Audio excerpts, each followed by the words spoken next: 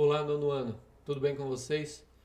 É o seguinte, na semana passada nós começamos, depois das férias que vocês tiveram, né, de uma semana, nós começamos a falar de biologia, falamos de evidências da evolução biológica, né? Quais são as evidências que levam às teorias de evolução. Hoje nós vamos fazer um breve histórico sobre evolução, vamos falar das teorias de evolução, tá? E como elas tentam explicar como as espécies vão se adaptando ao meio ambiente ao longo das gerações, ok? Então vamos lá? Bora! Ok, então vocês vão acompanhar comigo aí na página 107, tá, do livro. Quem não tem o livro, eu vou deixar em anexo as páginas aqui na atividade, para você poder acompanhar. Tema 2, página 107, tema 2. O título é Breve Histórico. Opa, vamos mais aqui. Breve. Não, assim. Aí, agora vamos lá. Breve histórico do evolucionismo. Então, vamos ver como foi ali as diferentes teorias, as diferentes ideias e como as ideias foram sendo melhoradas, foram evoluindo. Primeiro, o fixismo e o evolucionismo. A diferença entre eles. Embora a ideia de um mundo em constante transformação não fosse estranha desde a antiguidade, até metade do século XIX, ou seja, metade ali de 1800, né, 1850 mais ou menos, a maioria das pessoas acreditava que todas as espécies se mantinham inalteradas ao longo das gerações, ou seja, as mesmas espécies que nós temos hoje, elas sempre existiram, sempre foram da forma que elas são hoje. De acordo com essa ideia, que passou a ser conhecida como fixismo, a palavra fixismo vem de fixo, aquilo que fixo, que não muda. As espécies eram imutáveis, então não havia para essa teoria a ideia de evolução. As espécies sempre são, sempre foram, sempre serão do mesmo jeito. Uma onça, ela é onça desde que surgiu o mundo. Tá? Em meados do século XVIII, ou seja, 1750, né, um pouquinho antes, começou a ganhar força entre os cientistas uma visão na qual a regra era a mudança em tudo o que existia. Então, a ideia de que as coisas mudam. Desde os astros, desde lá as estrelas, os planetas, passando pelo relevo, as montanhas, né, as planícies e planaltos também sofrem transformações, os próprios continentes sofrem transformações e pelos seres vivos também. Os seres vivos também se transformam. Esse pensamento ficou conhecido como transformismo ou evolucionismo. Então veja bem, nós temos então duas questões. Temos pessoas que acreditam no fixismo nessa época aí. Fixismo, ou seja, as coisas não mudam, elas são imutáveis, imutáveis. E nós temos o transformismo ou evolucionismo, onde as coisas sofrem alterações, que é mudança, ok? Duas linhas de pensamento entre os cientistas, ok? Beleza, e continuando aqui diz assim: de acordo com essas ideias do evolucionismo, os seres vivos não são imutáveis. Eles mudam, eles não são imutáveis, eles são mutáveis. Ao contrário, as espécies sofrem então transformações ao longo do tempo.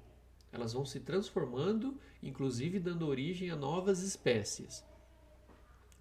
Um dos primeiros estudiosos a defender o transformismo ou o evolucionismo foi o naturalista francês Georges-Louis Leclerc. Tá? Naturalista quer dizer um biólogo ou alguém que estuda a natureza. Tá?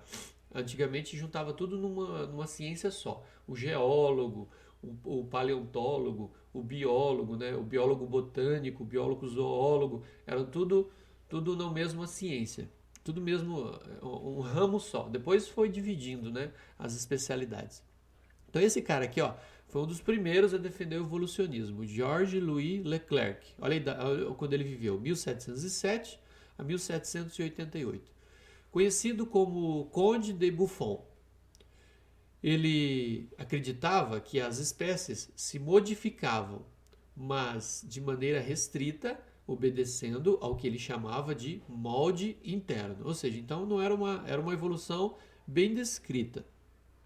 Sua teoria a sua teoria continha ideias evolucionistas, mas esbarrou em limitações relacionadas ao que se conhecia sobre a transmissão das características hereditárias na época. Não se conhecia o mecanismo de passagem da herança genética dos pais para os filhos. Não se conhecia o DNA, não se conhecia os genes, não é? As características hereditárias. Isso ainda estava começando a ser estudado, então eu não sabia muito bem esse mecanismo, né? Depois que se conheceu o mecanismo de transferência de herança genética, é que aí pôde-se conhecer bem como ocorrem as mutações e as evoluções. A gente vai ver sobre isso também. Beleza, então o que nós aprendemos aqui no começo? Existiam dois ramos de ideias. O fixismo, que era contrário à evolução, e o transformismo ou evolucionismo, que acreditava na evolução. Não só na evolução dos seres vivos, como da natureza em geral. E o primeiro a pensar sobre isso foi o francês Georges-Louis Leclerc. Agora vamos ver aqui a teoria de Lamarck. Vamos ver um outro cara, está aqui do lado a foto dele. Bom, aqui em cima está o Conde de Buffon, o Georges-Louis Leclerc, né? E aqui embaixo está o Lamarck. O nome dele é Jean-Baptiste Pierre Antoine de Monet, conhecido como Cavaleiro de Lamarck. Eles ganhavam nomes assim, nomes chiques, né? Quando a pessoa era abastada, da alta elite, ele ganhava como é que chamava? Ele ganhava um cargo, assim, digamos assim, do rei e tal. Então o Jorge Luiz aqui em cima ganhou um cargo de conde, né? Conde. E o Jean-Baptiste aqui era o Cavaleiro de Lamarck. Então vamos ver sobre esse Lamarck aí. Está dizendo assim, ó, teoria de Lamarck. Aproximadamente 50 anos depois de Buffon, o naturalista francês Jean-Baptiste Pierre Antoine de Monet, conhecido como Cavaleiro de Lamarck, olha a vida dele, de 1744 a 1829, propôs uma nova teoria sobre as transformações das espécies, sustentando a ideia do evolucionismo. Então, mais uma pessoa que também acreditava na evolução da natureza, inclusive das espécies. De acordo com Lamarck, o processo evolutivo consistia em uma escalada de complexidade, ou seja, os seres vivos primitivos se transformariam gradualmente, ficando cada vez mais complexos ao longo do tempo. Então, os primeiros seres eram mais simples e depois foram da origem a seres mais complexos. Aqui diz assim: Lamarck também apresentou o conceito de adaptação. Aqui, mais um conceito que a gente vai estudar sobre evolução, adaptação, que seria, simplificadamente, a aquisição de características que aumentam a probabilidade de sobrevivência e reprodução de um organismo em determinado ambiente. Olha, essa ideia aqui está correta. A gente vai ver que depois que as ideias de Lamarck, elas, em grande parte, elas estavam erradas, tá? Não é uma teoria que é aceita hoje em dia. Mas ele já começou com algumas denominações, algumas ideias que se usa até hoje. Então, adaptação, por exemplo, adaptação é uma coisa que se usa até hoje, né? As ideias de evolução que nós temos hoje. E essa frase aqui está corretíssima. Ó. A aquisição de características, um ser que adquire uma certa característica, por exemplo, o pelo branco.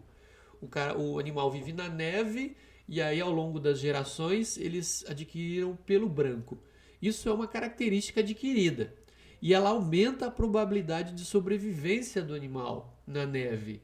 Um lobo que adquiriu pele branca e vive na neve, ele se camufla melhor, não é? Ele se esconde melhor, ele consegue obter alimento de maneira melhor, consegue caçar melhor e ele consegue sobreviver melhor.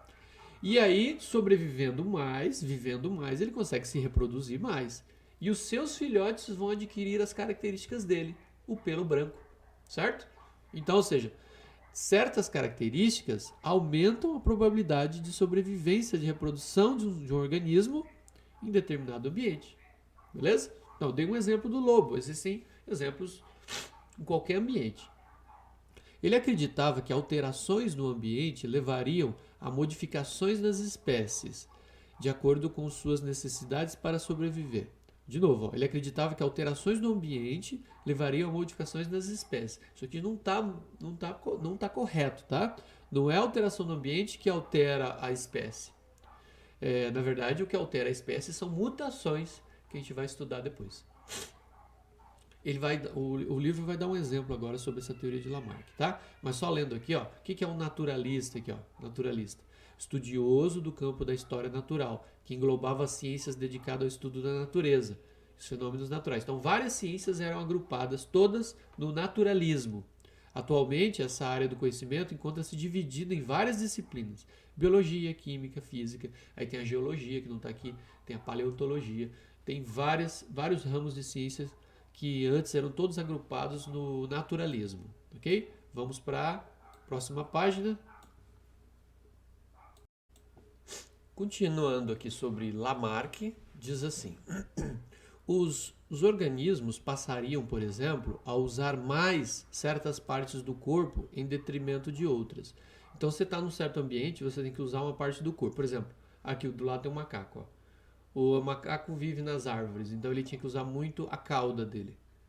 Então, segundo a teoria de Lamarck, a cauda cresceu de tanto usar para segurar nos galhos, certo? É isso que a gente vai ver agora. Ó. As partes mais usadas se desenvolveriam, enquanto as menos usadas atrofiariam. Essa premissa ficou conhecida como lei do uso e do desuso. Isso aqui é importante, cai muito em vestibular, tá?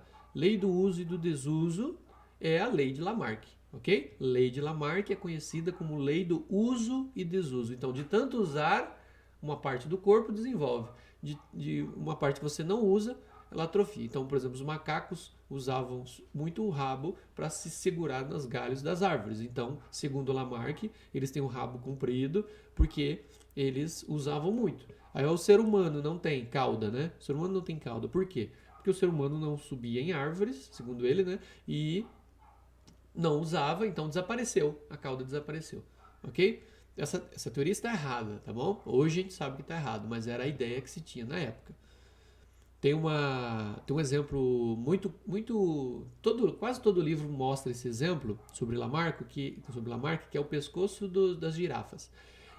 Por que as girafas têm pescoço comprido? Segundo Lamarck, é porque elas esticavam o pescoço para poder pegar as frutas nas árvores, né? As folhas e as frutas nas árvores. Então, de tanto esticar, elas ao longo da sua vida, elas vão esticando um pouquinho, cresce lá, sei lá, 1 milímetro. Então ela passa essa característica para os filhos. E os filhos que já com 1 milímetro a mais, estica mais ainda, aumenta mais um pouco e vai passando de pai para filho e cada vez o pescoço vai ficando comprido. Tá?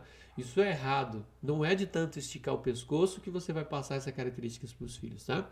Se isso fosse verdade, por exemplo, uma coisa que acontece com o seu corpo, você passa para os filhos, se a gente sofrer um acidente e perder uma mão, por exemplo, perde a mão. Aconteceu um acidente, o cara teve que amputar o braço. Quer dizer, se ele tiver um filho, se ele casar e tiver filho, o filho vai nascer sem o braço? Porque o pai perdeu o braço, o filho nasce sem também? Não é verdade, né? Ou então, a pessoa fez musculação, ficou toda musculosa, né? Com aqueles músculos enormes, aí ele casa, tem filho, o filho nasce musculoso? Não é verdade, tá bom? Então, essa características de transformação de um ser, né, num certo ambiente, não quer dizer que ele vai passar essa característica para os filhos. Beleza? Então tá, vamos seguir aqui. Ó. A gente vai ver que a transmissão de características acontece de outra forma. A gente vai ver depois. Assim como a maioria das pessoas da época, Lamarck acreditava que as modificações de estruturas decorrentes do uso e do desuso poderiam ser transmitidas para as próximas gerações. Isso que eu falei, ó, de tanto esticar o pescoço, a girafa fica com o pescoço um pouquinho mais comprido, ela passa isso para os filhos. É isso que ele achava. Estabelecendo a lei da transmissão ou herança dos caracteres adquiridos. Então, o que a teoria de Lamarck diz? A teoria é também conhecida como lei do uso e desuso, e ela diz que existe uma lei de transmissão de caracteres adquiridos. Se um ser adquiriu uma característica ao longo da vida dele, ele pode transmitir isso para os filhos. Isto é errado, tá bom? Senão entra de novo naquela história. O cara perde um dedo, perde o dedo da mão. Quando ele tiver um filho, ele vai ter um filho sem dedo também. Não é verdade, tá bom? Ou então, sei lá, o cara faz um furo na orelha, usa alargador, né? Fica com aquela orelhona assim, com alargador. aí nasce um filho com a orelha grande também, esticada, já pronta para colocar aqui uma peça aqui pendurada? Não é, né? Segundo a teoria de Lamarck, por exemplo, macacos de algumas espécies teriam desenvolvido a cauda longa e forte como resposta ao ambiente, que os obrigava, os galhos, né, das árvores, que obrigava a se equilibrar em árvores para obter alimentos. E essa característica teria sido transmitida às próximas gerações. Então, um certo macaco lá subiu na árvore, aí ele ficava usando a cauda para se pendurar, para se segurar. E de tanto fazer isso, a cauda ficou forte e longa e ao longo da vida dele, e ele transmitiu essa característica para os filhos. Essa é a ideia de Lamarck. Mais uma vez vou dizer, essa ideia hoje em dia nós sabemos que é errada, tá bom? Aqui, na época, Lamarck não dispunha de conhecimento sobre hereditariedade que temos atualmente. Então hoje nós conhecemos a genética, o DNA, nós conhecemos os cromossomos, os genes, tá bom? Como os genes sofrem mutação. Nós conhecemos esse processo, e é esse processo que transmite novas características para outros seres. A gente vai ver depois, tá? Hoje, sabe-se que uma característica adquirida ao longo da vida de um ser vivo não é transmitida aos descendentes. Aquilo que você adquiriu ao longo da sua vida, furou a orelha, você não vai transmitir isso para o seu filho. A menos que seja decorrente de uma alteração genética dos gametas. A não ser que você sofra uma alteração genética numa célula de reprodução. Por exemplo, o espermatozoide que vai fecundar o óvulo, ele sofreu uma mutação. Aí sim, essa mutação vai ficar com o bebê que vai surgir, né? Ou então o óvulo da mãe sofreu uma mutação lá, por alguma radiação, ou na hora de surgir a célula, ela sofreu uma mutação genética. E aí sim vai surgir um bebê com uma nova característica. Bom, seguindo aqui, ó, ainda na teoria de Lamarck, ó. Aqui do lado primeiro, vamos ler o macaco aqui, ó. Esse aqui é o macaco-aranha, essa imagem aqui, tá? Vou puxar aqui, ó. Macaco-aranha, e está dizendo assim, ele é da espécie Ateles geoffroy, pendurado pela cauda longa e forte em um galho. De acordo com a teoria de Lamarck, a cauda teria se desenvolvido ao longo de gerações em razão do uso constante para se equilibrar no topo das árvores. É aquilo que eu falei. De tanto usar a cauda, ela ficou longa e forte, né? E aí passou para os filhos, foi passando de pai para filho.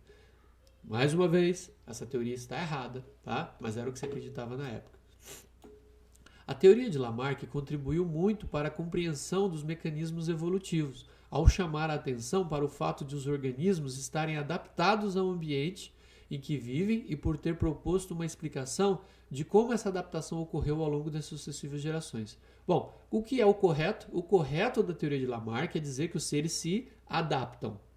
O errado é dizer que essas adaptações ocorrem por características adquiridas na vida de um ser. Isso é errado. Isso é adquirido ao longo de mutações genéticas, tá bom? Então não é de tanto esticar o pescoço que as girafas têm pescoço comprido. Isso foi devido a mutações genéticas que beneficiaram as girafas a terem um pescoço mais comprido. Agora vamos ver outra teoria, a teoria de Darwin, essa é famosa, né? De Darwin e Wallace, que na verdade é uma teoria só. Nós chamamos de teoria de Darwin-Wallace. Darwin-Wallace. Os dois desenvolveram essa ideia mais ou menos ao mesmo tempo, tá? Vamos ver. O mais famoso, claro, é o Darwin, né? Nós chamamos até isso aqui de darwinismo, né? Teoria darwinista. E enquanto a de Lamarck nós chamamos de teoria lamarquista ou lamarquismo. E nós vamos chamar de Darwin de darwinismo. Vamos ver então como é o darwinismo. Em 1831, o inglês Charles Robert Darwin, o Darwin viveu de 1809 a 1882. Então ele morreu há mais ou menos 138 anos atrás. Esse inglês, cientista, ele embarcou num navio chamado HMS Beagle como naturalista de bordo, ou seja, o cientista que estava a bordo do navio. O navio foi fazer uma viagem longa, né, para descobrir novas terras e ele foi junto, né, para estudar a natureza.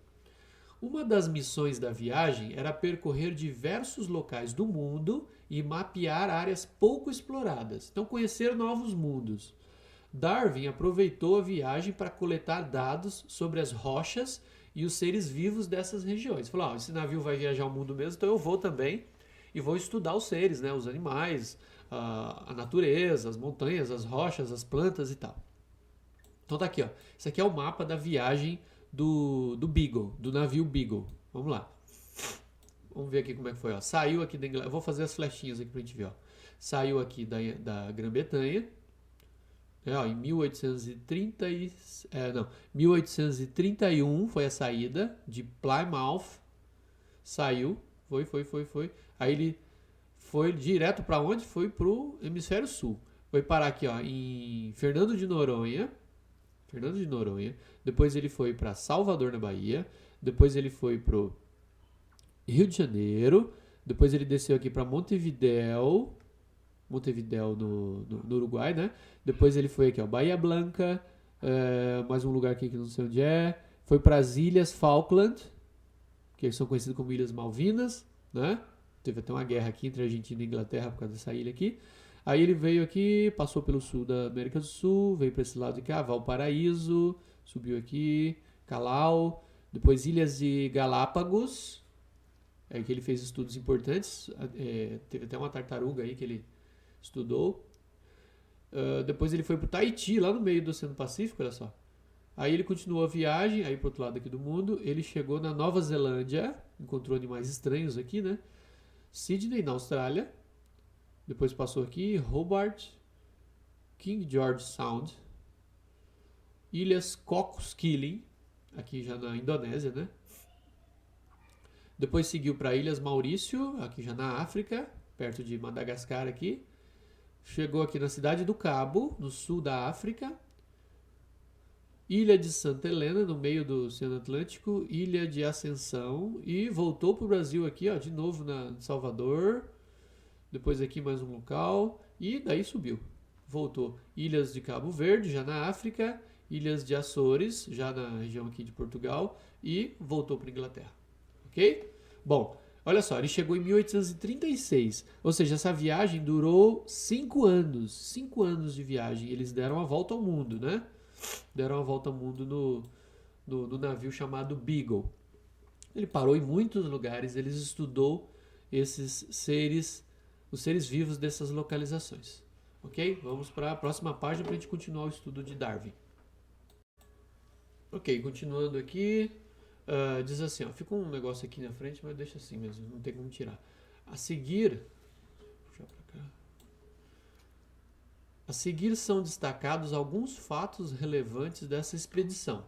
Né? O que foi visto, observado e concluído nessa expedição?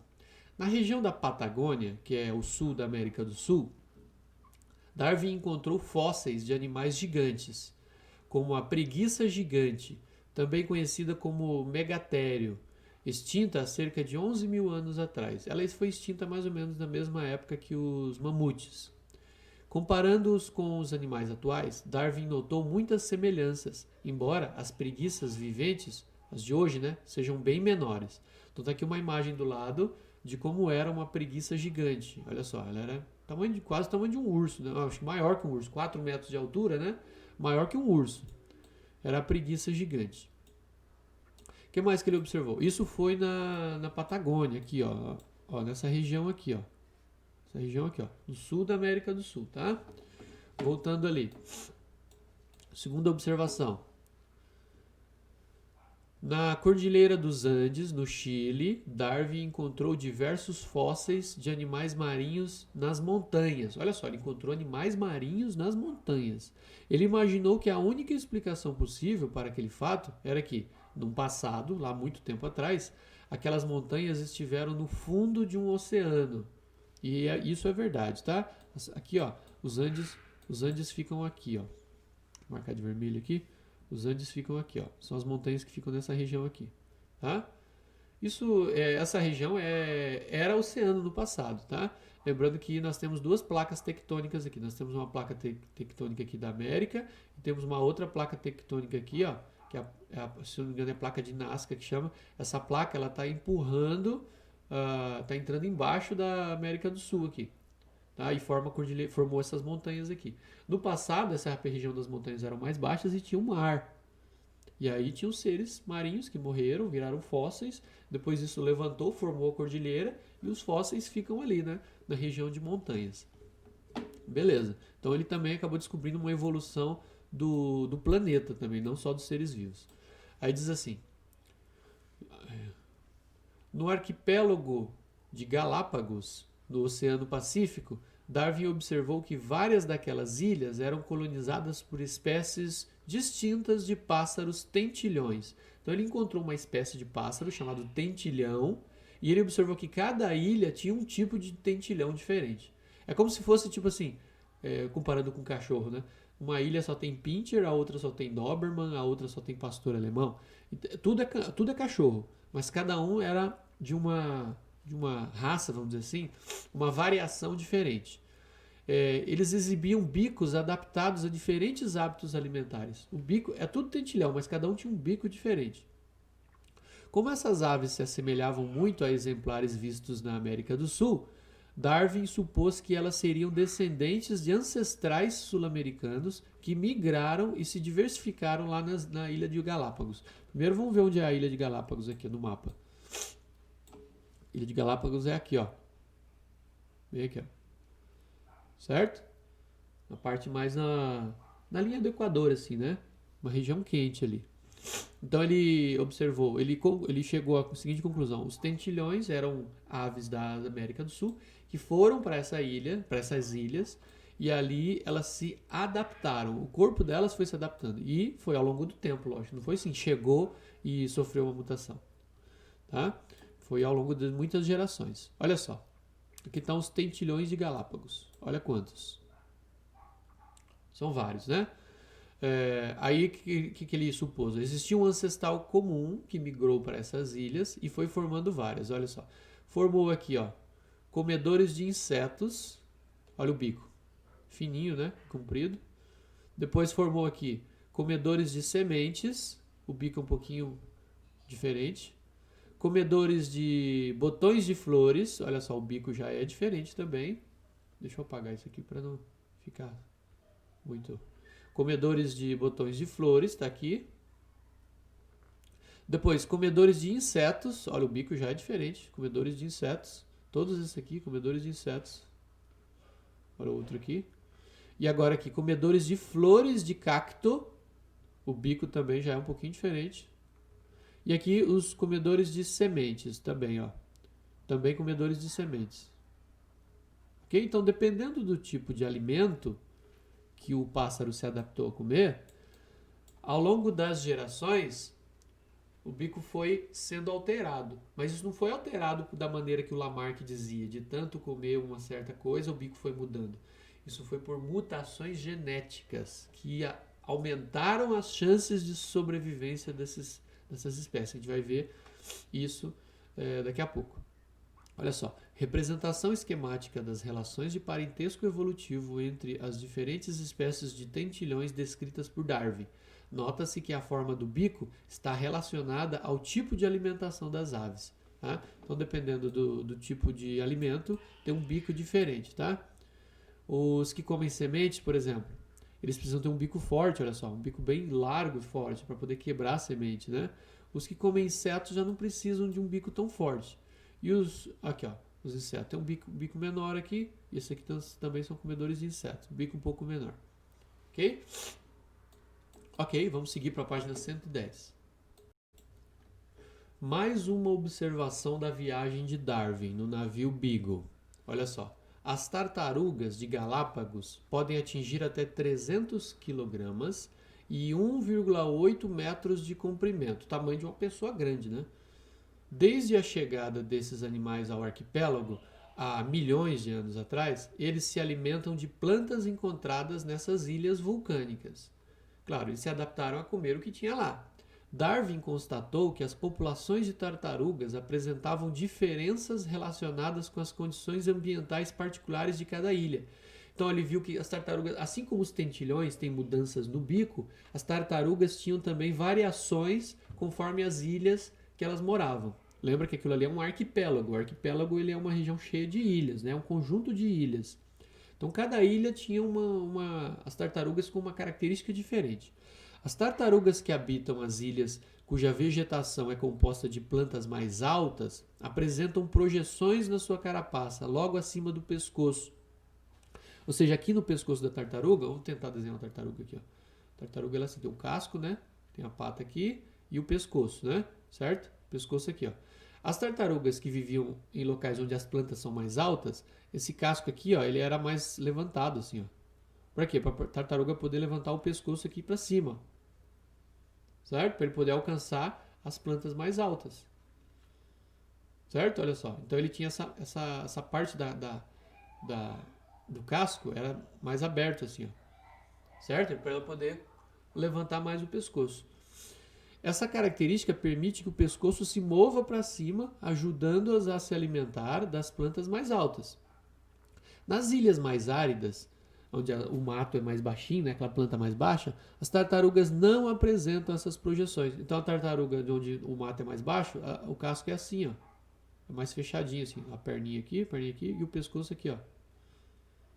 Então você não tem essa abertura aqui para poder levantar o pescoço. Então elas não conseguem levantar o pescoço, né? Elas não precisam, na verdade, porque o mato é mais baixo.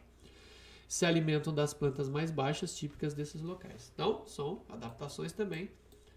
Diferentes ilhas, os animais, ao longo de muitas gerações, têm o corpo modificado para se adaptar a elas. Aqui tem uma imagem do lado, vamos ver essa imagem do lado aqui. Ó. É o Darwin. Aqui primeiro nós temos o Darwin assim que ele chegou da viagem, né? E depois nós temos aqui na letra B uma outra imagem. Não é foto, lógico, é um desenho, né? Na época não tinha câmera fotográfica.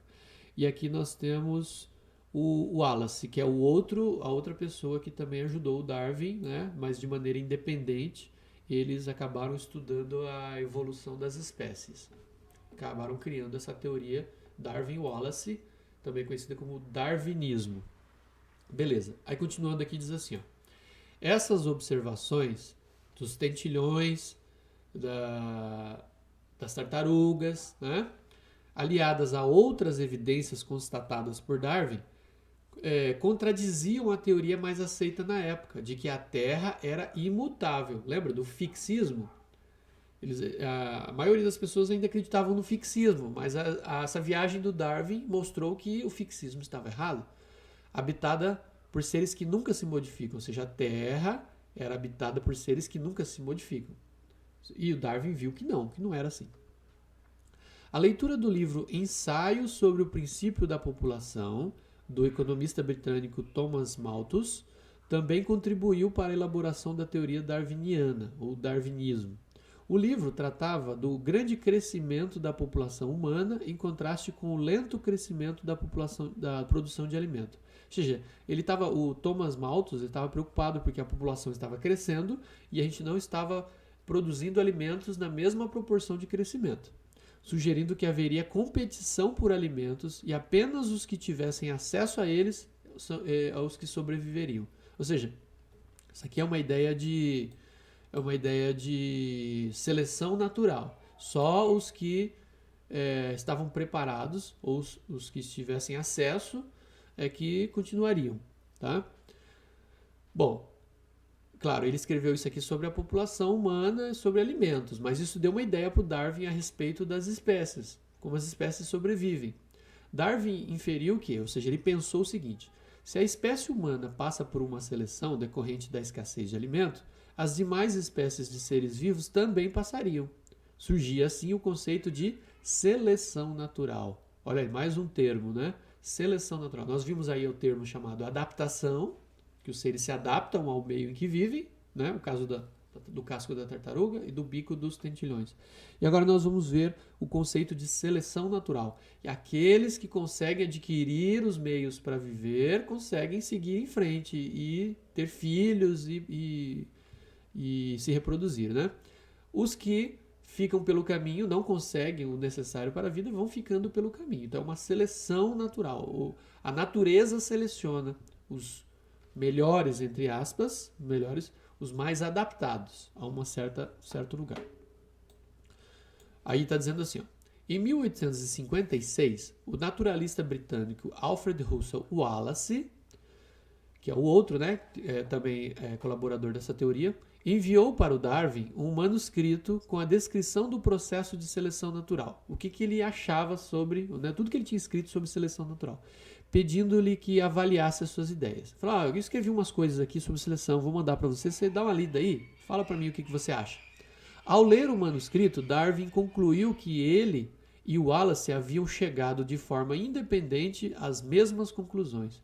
Então ele deve ter escrito para o Wallace e falou, cara, tudo isso que você escreveu também já estou estudando isso, fiz uma viagem pelo mundo e tal, e eu acho que a gente está descobrindo coisa nova, nós dois. Wallace concebera a teoria de evolução por seleção natural, também influenciado pela obra do Malthus. Ele também leu o livro de Malthus sobre a corrida humana pelos alimentos. E por evidências obtidas em suas viagens para a América do Sul e para o arquipélago malaio, onde estudou plantas, insetos, aves e outros animais. Olha só, o Wallace também fez uma viagem, inclusive para a América do Sul, e também fez descobertas parecidas com a do Darwin.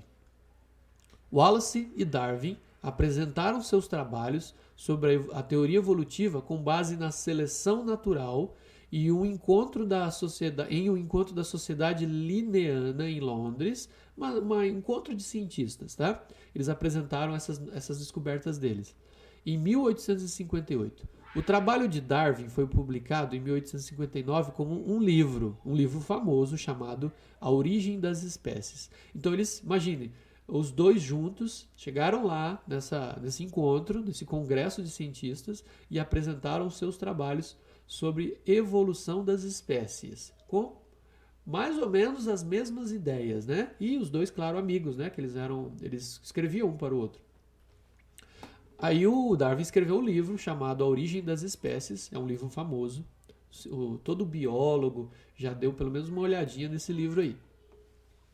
Aí diz assim, segundo a teoria elaborada por Darwin e Wallace, a diversificação das espécies e a adaptação delas ao meio ambiente ocorre pelo processo de seleção natural. De novo, que é a palavra seleção natural, que atua ao longo de várias gerações. Então, o que acontece? Você tem os seres, eles vão sofrendo mudanças. Os filhos de uma mãe, os vários filhos de uma mãe nunca são iguais, eles são diferentes. Tá? Essas pequenas diferenças podem fazer com que um deles tenha mais chance de sobreviver do que os outros. Essa diferença fez com que ele sobrevivesse, ele vai passar para os filhos dele. Essa herança genética, a mutação que ele sofreu, que foi boa para ele, né, que tornou a chance de vida dele maior, ele vai transmitir para os filhos. Os filhos vão nascer com a característica que ele tinha. E claro, com outras diferenças. E assim por diante vai de geração em geração. E os mais adaptados, né, cuja mutação foi boa, que preparou o animal para uma chance melhor de vida, esse tem mais chance de viver. E ele passa a sua genética para os seus filhos. É mais ou menos essa a ideia de seleção natural, tá? Outro aspecto importante da teoria é a ideia de ancestralidade, segundo a qual as espécies semelhantes descendem de um ancestral comum. Então, espécies que são parecidas, se você voltar as gerações lá para trás, elas muitas vezes, né, em geral, elas chegam num ancestral comum, ou seja, um ser que deu origem aos dois. Tá? Um ser antigo que deu origem a dois seres depois. Por exemplo, nós temos as tartarugas e temos os cágados. O cágado ele é muito parecido com a tartaruga, né? E tem o jabuti também. Ó. Tartaruga, cágado e jabuti. São muito parecidos. Se nós voltarmos lá para trás, milhões de anos atrás, a gente vai perceber que existia um animal que deu origem a esses três. É o ancestral comum deles. Dessa forma, partindo do mesmo ancestral, as espécies divergiram, foi formando várias outras, acumulando características que as distinguem atualmente e as tornam adaptadas aos seus ambientes. Ou seja, por exemplo, a tartaruga marinha, ela vive no mar. O jabuti vive na terra. O cágado vive em lagos e lagoas. cada um foi se adaptando a um ambiente diferente. O corpo deles foram se alterando, né, ao longo de milhões de anos, e eles foram se adaptando, inclusive, a comer coisas diferentes. A tartaruga marinha, por exemplo, ela come, sei lá, come seres marinhos, né, tipo água-viva, come água-viva. O cágado, ele come plantas. O jabuti também come frutas e plantas. Então eles foram se adaptando, se alterando. Ok? Vamos para a próxima página. Ok, então vamos ver mais especificamente como ocorre essa seleção natural. A palavra seleção vem de escolher, né? Escolher, decidir, selecionar, separar. Isso tem muito a ver com os mais aptos, os mais prontos, os mais adaptados sobrevivem. Os menos adaptados têm menos chance de sobreviver. Aí está dizendo assim, ó, de acordo com a teoria da evolução proposta por Darwin e Wallace, as modificações das populações e das espécies de seres vivos ocorrem por meio do processo chamado de seleção natural. Para compreender melhor como esse processo ocorre, temos que conhecer algumas características das populações de seres vivos e do ambiente em que elas vivem. Então vamos ver essas características dos seres e do ambiente. Os indivíduos de uma mesma população em geral não são idênticos entre si. Lembra que eu falei? Os filhos de uma mãe, os vários filhos de uma mãe nunca são iguais. Um é maior, o outro é menor, um é mais forte, um é mais magrinho, né? Às vezes a cor do pelo é diferente, né? Ou das penas são diferentes, o formato do bico, o formato dos dentes e assim por diante. Então, eles nunca são iguais. Eles apresentam variações nas características individuais, o que é conhecido como variabilidade. Ou seja, os seres nunca são iguais. Você e o seu irmão, vocês não são iguais, vocês são diferentes, tanto no tamanho, no comportamento também, tá? Vocês têm variação. Então, nós temos a variabilidade genética. Muitas dessas características são hereditárias, ou seja, muitas dessas características estão na sua genética. Isso vai ser passado depois para os filhos. São transmitidas às próximas gerações. Além disso, o ambiente em que vivem geralmente apresenta limitação de recurso, ou seja, não tem alimento, pode não ter alimento suficiente, ou pode ter um ambiente hostil, onde poucos sobrevivem. Né? Pode ser um ambiente também com muitos inimigos ou predadores. Então há limitação de recursos, como alimento, abrigo, parceiros reprodutivos também. O ser vai ter que lutar para ter um parceiro, né? Lutar para ter um abrigo e para comer também. Restringindo o tamanho da população e fazendo os indivíduos competirem entre si por esses recursos. Então vai haver uma competição pelos recursos do ambiente. Dessa forma, dependendo das condições ambientais, os indivíduos de uma mesma população que apresentem características mais favoráveis às condições do meio podem ter mais acesso aos recursos. Então olha só, de novo isso aqui, ó.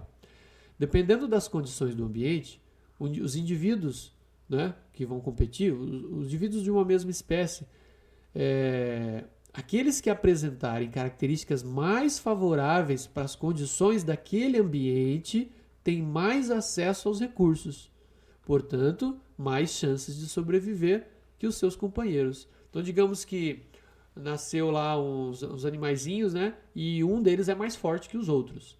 Se para conseguir o alimento depender de força, esse que nasceu mais forte tem mais chance de sobreviver em relação aos outros, não é? Então, qual deles vai ter mais chance de crescer, virar adulto e ter filhotes? Aquele que nasceu mais forte. Às vezes uma mutação genética, uma variação genética fez com que ele nascesse mais forte. Então ele tem mais chance de sobreviver, de transferir essa genética de mais forte para os filhos dele, e os filhotes também vão nascer mais fortinhos. Olha só, já houve uma pequena mudança em relação à outra geração. Só que foi uma mudança causada por uma adaptação genética ao meio ambiente. Ou seja, foi uma mutação que fez bem para ele. Ele conseguiu se adaptar melhor ao ambiente. Em decorrência disso, eles também têm mais chance de se reproduzir e de transmitir aos seus descendentes essas características vantajosas. Ou seja, esse que nasceu um pouquinho mais forte, tem mais chance de viver, vai transmitir essa genética de força para os seus filhotes. Ocorre, portanto, um processo natural de seleção das características, uma vez que ele é mediado pelo ambiente, certo? Então, essas mudanças elas podem dar uma vantagem ou uma desvantagem para um ser. Os que tiverem vantagem têm mais chance de se reproduzir e passar adiante a sua genética. Tá? Por meio do processo de seleção natural, as populações se modificam ao longo do tempo, ou seja, evoluem.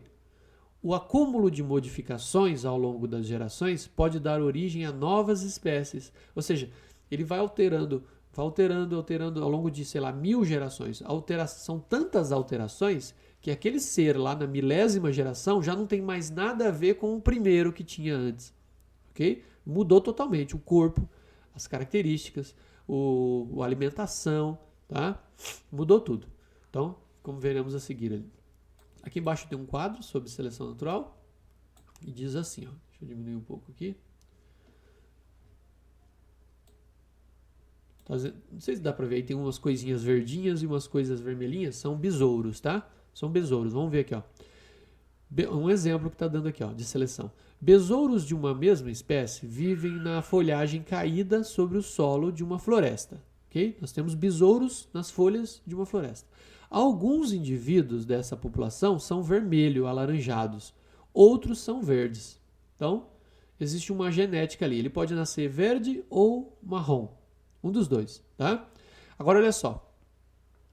A migração de aves insetívoras são aves que comem insetos, tá? Para a região é uma ameaça para os besouros. Então, quando chegam essas aves vindas de longe, é uma ameaça para os besouros, porque eles vão comer os besouros. Elas encontram e capturam mais facilmente os besouros verdes. Por que será? Olha a cor da folhagem. Por que os verdes são alvos fáceis para as aves? Porque eles se destacam na cor, né, do ambiente. Olha só, os besouros marrons, eles vou fazer de vermelho aqui, ó. Os marrons, eles estão mais camuflados, olha só. Então, meio que sem querer, essa cor de besouro foi benéfica para os besouros marrons. Quem nasceu marrom tem mais chance de viver. Quem nasceu verde tem mais chance de ser comido pelos pássaros, certo? E aí, todo ano acontece isso, os pássaros vêm e começam a comer e comem mais os verdes, né? Que é o que eles encontram. Então, olha, a cor dos besouros verdes é mais contrastante com a folhagem. Então, eles são alvos fáceis, né? O que vai acontecer ao longo de várias gerações? Vai diminuindo a quantidade de besouros verdes. Olha aqui, ó, só tem um aqui, ó. Olha um monte de marrom. Ou seja, por quê? O verde nem chegou a virar adulto, não conseguiu se reproduzir direito e não conseguiu ter muitos filhos, porque foi comido antes, né? Já os marronzinhos, que se camuflavam, eles tinham mais chance de virar adultos, se reproduzir e ter filhos marrons, porque a característica nasceu marrom, ele passa a característica, a maioria dos filhotes nascem marrons. Então, ao longo de muitas gerações, vai acabando os verdes, e vão continuando os marrons. Beleza? Olha o que está escrito aqui, ó. Os besouros vermelho-alaranjados, ou marrons, né, que eu falei, são selecionados positivamente pelo ambiente. Ou seja, eles vão sofrendo seleção natural. Eles vão sendo selecionados, os marrons. Os verdes vão sendo eliminados, pois são menos visíveis que os verdes. As chances de sobrevivência e de reprodução dos besouros vermelho-alaranjados, ou seja, os marrons, né, são maiores do que os dos besouros verdes. Tem mais chance de sobrevivência, mais chance de passar adiante a sua genética para os seus descendentes. Beleza? Ok, então entendemos aí como que é a seleção natural. E esse é o princípio de evolução das espécies. Beleza? Agora vamos ver aqui, ó, existe também a seleção artificial. A seleção natural, ela ocorre na natureza. A natureza faz isso naturalmente. Os pássaros vão comer os besouros e tal. E agora quando é artificial? Quando é artificial, é feita pelo ser humano. Nós vamos intervir na natureza, produzindo uma evolução em uma certa espécie. Olha só.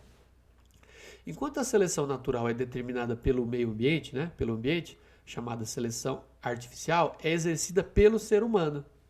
Neste caso, os seres humanos selecionam algumas características presentes em certos indivíduos de uma população em razão de determinada condição.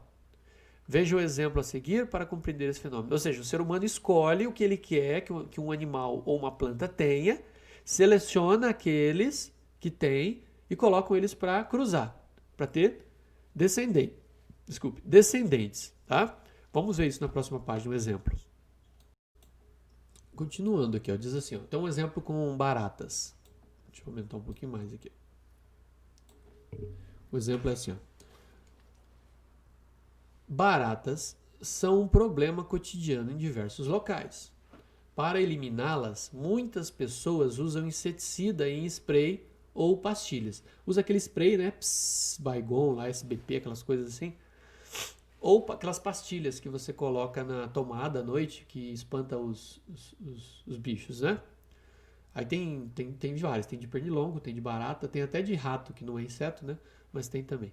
As baratas sensíveis ao produto morrem, né? As que, sei lá, sentiu o cheirinho do veneno já está morrendo lá. Elas morrem fácil. Mas algumas são geneticamente resistentes. Lembra da variabilidade? As baratas não são todas iguais. Umas são mais resistentes que as outras. Se você passa o veneno na sua casa, qual é a chance de sobreviver? A mais sensível ou a mais resistente? A mais resistente, lógico, né? Então algumas são mais resistentes ao veneno e sobrevivem. Essas que sobreviveram, elas reproduzem-se, elas vão virar adultas e vão se reproduzir. E elas vão transmitir essa genética de ser resistente para as próximas. Resistência ao inseticida, aos descendentes dela. Depois de certo tempo, muitas gerações de barata, a população de barata será composta só de quê? Baratas sensíveis ou resistentes? Só baratas resistentes. Dessa maneira, a característica foi artificialmente selecionada pela ação humana. Então nós temos um exemplo de seleção artificial. Essa seleção artificial, ela não é que o ser humano quer que haja essa seleção. O ser humano quer eliminar as baratas, né? Mas, sem querer, o ser humano produziu baratas resistentes. E aí o que vai ter que fazer? Vão ter que inventar um veneno mais forte do que o que tinha antes, porque as baratas que sobraram, né? As baratas foram selecionadas artificialmente, são as resistentes ao veneno. Olha aqui embaixo. Aqui está mostrando assim, ó, o azul aqui, ó, o que tem essa corzinha azul aqui são as sensíveis, tá? É como se fosse a genética aqui, o cromossomo aqui. E o que tem o vermelho é o cromossomo, é a genética, é o gene da barata resistente. Olha lá, só tinha uma resistente no meio de um monte sensível. Passou veneno, morreu. Olha lá, morreu. Olha essa aqui sobreviveu, é a resistente. Ela vai crescer e ela vai se reproduzir. O que ela vai gerar? Vai gerar filhotes resistentes, como ela. E essas filhotes resistentes vão gerar mais filhotes resistentes. Olha só quantas já tem. Antes eu tinha poucas resistentes. Agora eu só tenho baratas resistentes. Ok? Isso foi uma seleção artificial feita pelo homem, sem querer, né? Sem querer. Pessoal, isso vale para barata, mas isso vale para muita coisa, inclusive bactérias que atacam o ser humano. Existe uma bactéria chamada Streptococcus, que ela causa inflamação na garganta, fica a garganta doída, vermelha, cheia de pus. Quando o médico põe aquele palitinho na boca e olha lá dentro, já viu? Todo mundo já foi no médico, né? Ele coloca aquele palito na boca e olha lá dentro com uma luz e ele vê que está cheio de pus na garganta. Isso é causado por uma bactéria chamada Streptococcus. O que o médico dá pra gente para tratar essa bactéria? Ele nos dá antibiótico. O antibiótico, ele mata as bactérias, mas ele pode não matar todas elas. Existem bactérias mais resistentes. E ao longo de muito tempo, de tanto usar antibiótico, o ser humano vai cultivando dentro de si bactérias resistentes. E aí o que vai ter que fazer? Os cientistas vão ter que criar um antibiótico mais forte do que era antes para poder acabar com as bactérias, certo? Isso vale para bactéria, vale para fungo, vale até para vírus, para insetos e etc. Tá bom? Então isso é uma seleção artificial. Os seres vão criando resistência. Existem até algumas bactérias que acontecem nos hospitais, são chamadas de bactérias super resistentes.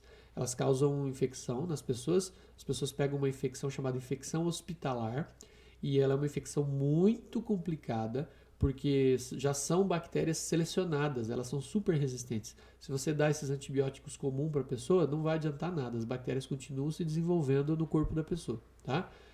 Então aí já tem que ser antibióticos mais potentes para poder, e mais caros, óbvio, para poder tratar as pessoas. Muitas pessoas morrem por infecção hospitalar. Vai lá no hospital às vezes fazer uma coisa simples e pega uma infecção hospitalar. Vamos lá. Aqui nós temos então agora, já quase finalizando, a teoria sintética da evolução. Ou seja, afinal de contas, o que nós compreendemos hoje em dia sobre essa evolução de Darwin, né? Da seleção natural das espécies? Vamos lá. A teoria da evolução por seleção natural causou muita controvérsia na época em que foi anunciada. Você deu assim, um bafafá enorme, né? As pessoas começaram, imagine, esse cara tá querendo fazer o quê? Mudar toda a história da humanidade, dos seres que a gente conhece até hoje e tal, né? Então deu muita polêmica, recebendo críticas variadas da comunidade científica. Até os cientistas estavam criticando. Onde já se viu?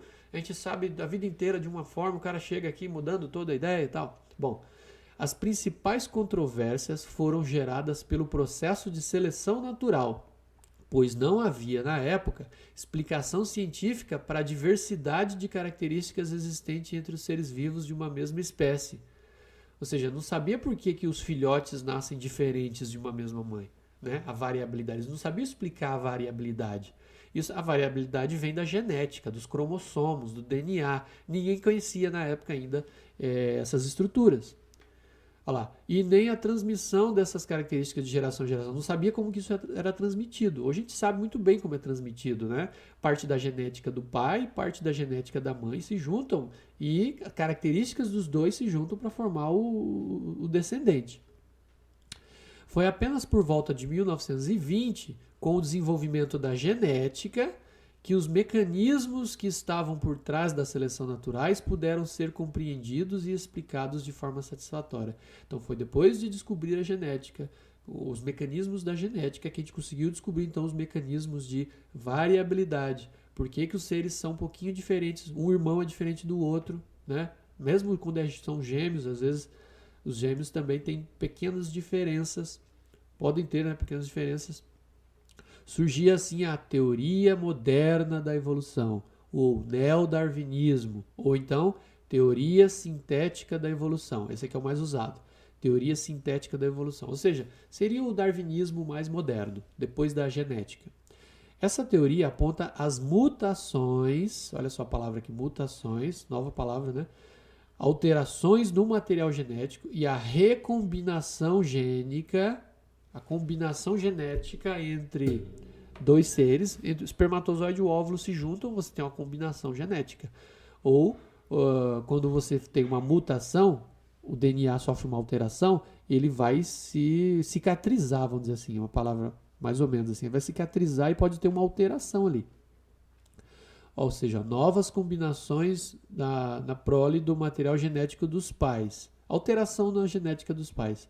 Como as principais fontes de variabilidade dos organismos, sobre a qual a seleção natural atua, promovendo a adaptação das espécies. Ou seja, como você tem uma variação genética entre os descendentes, os filhotes são diferentes, né? Eles têm uma genética diferente, então eles vão ter um corpo diferente, estrutura diferente, funcionamento do corpo um pouquinho diferente.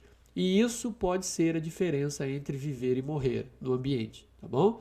Às vezes um centímetro a mais no pescoço de um animal, por causa de uma mutação genética, ele nasceu com uma mutação de 1 centímetro a mais no pescoço, esse 1 centímetro a mais deu a ele mais chance de sobrevivência do que os irmãos. Ele sobreviveu, teve filhos, e aí essa mutação foi transmitida para os filhotes. Então, ao contrário do Lamarck, não foi de tanto esticar o pescoço, foi porque houve uma mutação genética que deu um pescoço mais comprido para a girafa. E isso foi acontecendo ao longo das gerações, e quanto mais comprido nascia um pescoço, né? Os filhotes nasciam com pescoços diferentes, quanto mais comprido, maior era a chance de alcançar o alimento lá no alto. E ele ficou adulto, teve filhotes, foi passando essas características para os filhotes. E aí, assim por diante, durante, sei lá, milhões de anos, as girafas acabaram com um pescoço enorme. Ok? Beleza, é isso. Aqui ele faz algumas perguntas, não vamos responder, mas vamos dar uma pensada aqui. Ó. Uma semelhança e uma diferença entre a teoria de Lamarck e a teoria de Darwin-Wallace. Acabei de falar, né? O Lamarck dizia do uso e desuso. De tanto usar o pescoço, a girafa ficou com o pescoço comprido. Darwin e Wallace já diziam que não. As mutações genéticas provocam variabilidade e isso dá diferentes chances de sobrevivência aos seres. Aqueles que estão mais adaptados ao ambiente sobrevivem. Os menos adaptados morrem, tá? Pois explique o que é e como atua a seleção natural. Né? Acabei de falar, os mais adaptados vivem. Quais foram as evidências encontradas por Darwin em Galápagos que o ajudaram a elaborar a teoria da evolução de seleção natural? Bom, nós vimos primeiro os tentilhões, os bicos diferentes em cada ilha, cada um se alimentava de coisas diferentes, então o bico ao longo das gerações foi se adaptando. Outra era o casco da tartaruga, né? As tartarugas que tinham que esticar o pescoço para cima para pegar alimento tinham uma abertura maior no casco. Aqueles que só ficavam com o pescoço para baixo comendo as plantas baixas não tinham essa abertura, ou seja, não sofreram esse tipo de adaptação. Beleza? Ok, vamos agora, acho que é para o exercício. Vamos lá. Bom, pessoal, então para finalizar o nosso vídeo da semana, eu vou deixar aqui essa atividade da página 113, tá? Pode fazer tudo aqui do 1 até o 7, só responder no caderno, tá bom? Só responde. E você vai colocar uma foto para mim ali na atividade. Vai anexar ali, né? Clica lá em adicionar arquivo. E se você tiver no celular, você pode clicar ali em tirar a foto, né? Para tirar a foto direto. Ou, se você já tirou a foto, você clica lá em adicionar arquivo, vai lá na galeria, escolhe a foto que você tirou da sua página e anexa para mim ali, tá bom? Lembrando que todas as atividades valem notas. Algumas valem mais, porque são provinhas, né? Provinhas e avaliações, valem mais nota. Agora, essas que são de vídeo e tarefa, valem menos nota. Mas isso não quer dizer que se vai deixar para lá, porque somando tudo no final do trimestre são várias. E aí vale um monte de nota, ok? Então faça aí do 1 ao 7, só responder, tá bom? É isso, pessoal, valeu. Então falamos bastante, né? Falamos aí de Lamarck, do fixismo, depois de Lamarck, depois da seleção da teoria de Darwin e Wallace, dando exemplos aí de como acontece então a evolução das espécies. Valeu, pessoal, é isso, um bom trabalho aí na tarefa de vocês, um bom trabalho nas outras disciplinas também. Nos vemos na semana que vem. Um abraço, tchau, tchau.